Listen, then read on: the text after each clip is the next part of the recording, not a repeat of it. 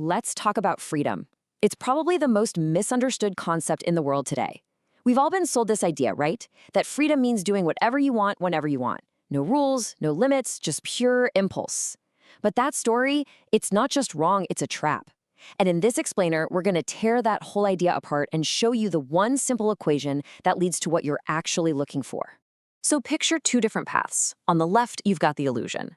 This is the one that looks good on the surface. No routine, avoid all the rules, just live in the moment. It looks like total liberation. But then there's the path on the right. This one looks kind of like a prison at first glance, right? It's all about control, structure, owning your actions. Here's the crazy part, though. Over time, something flips. That path of no rules always, and I mean always, collapses into chaos. And that path of structure, well, that turns out to be the only ground where real freedom can actually grow. And this leads to that quiet, nagging question that so many of us feel but never really say out loud. You know the one. You have all the choices in the world. You can eat what you want, you can sleep when you want, you can scroll for hours. By every definition we're given, you're free. So why? Why do you feel so trapped? Why does this endless ocean of options actually feel more like a cage? The answer is brutally simple. You feel trapped because you don't actually have any control.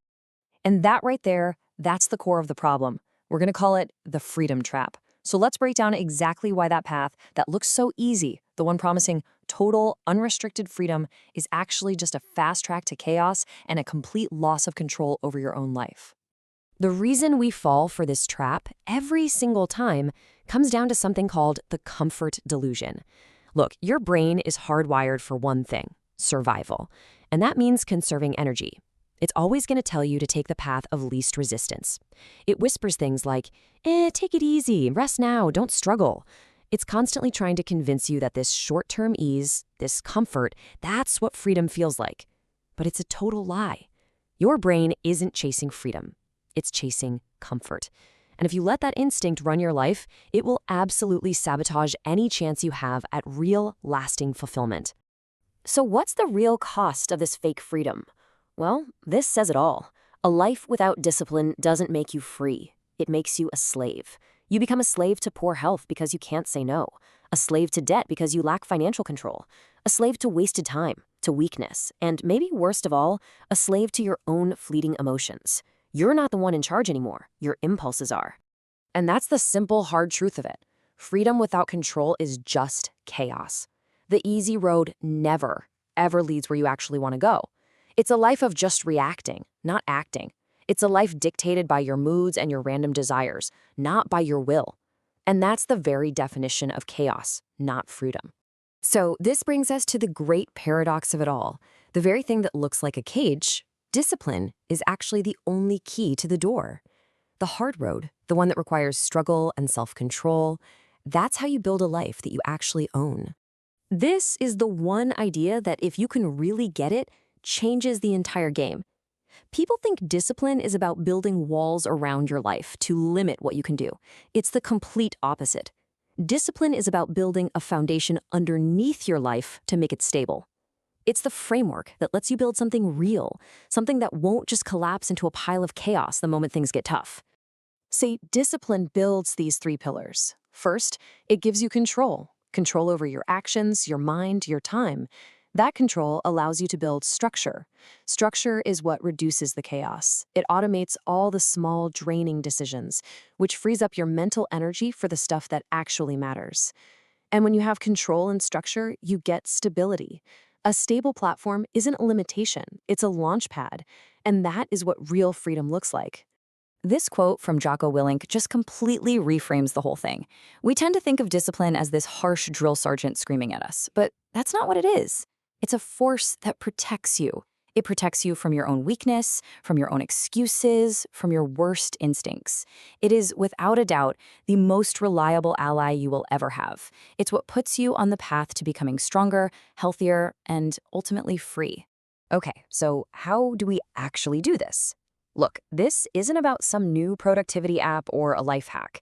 The path to control isn't out there somewhere. The change starts and it ends right inside you. This is the hard truth that nobody wants to hear. You can't buy discipline. You can't inherit it. Nobody can give it to you. It's like Jocko Willink says, if you don't think you are disciplined, it is because you haven't decided to be disciplined yet. That's it. It's an internal force that you have to generate. It is a choice. So how do you make that choice? It's really a 4-step mental process. First, you have to truly decide. I don't mean wish for it. I mean make a final, non-negotiable commitment. Second, you assert your will. Those feelings of weakness, laziness, procrastination, they no longer get a vote. You declare martial law on your own excuses. Third, you act. You initiate, right now, not tomorrow. And finally, you embrace the struggle. You have to accept that it's going to be hard, and you lean into it.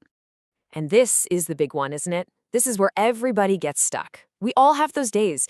You're tired, you're uninspired, you're just not feeling it. That's the moment that little voice in your head says, nah, not today. I'll do it tomorrow. How do you fight back against that feeling when it seems so powerful? You have to understand this key difference.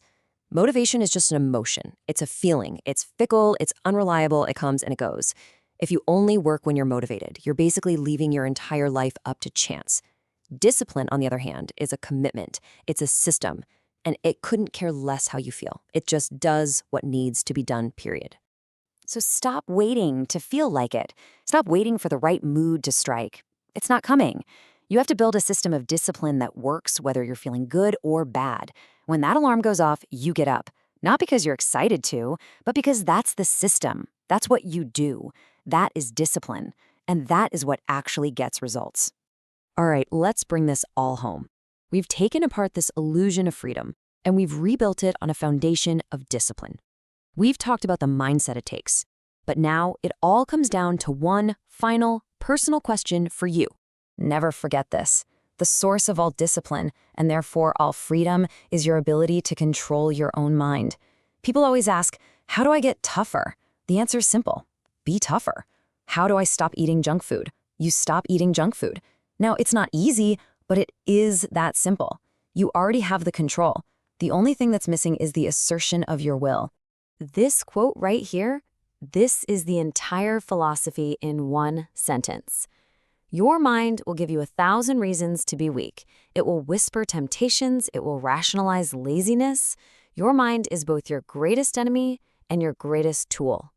The path to freedom is that lifelong battle to make sure you are the one in control, not your impulses. And so we end here with this question. I want you to really look at your life right now. The choices you make every day, the habits you keep, the goals you've let slide. Be brutally honest with yourself. Are you living a life of true freedom? One that's built on a foundation of control and self-ownership? Or are you just living in the chaos of the easy road, mistaking your avoidance of discipline for liberty? Your answer to that question, that's what defines your future.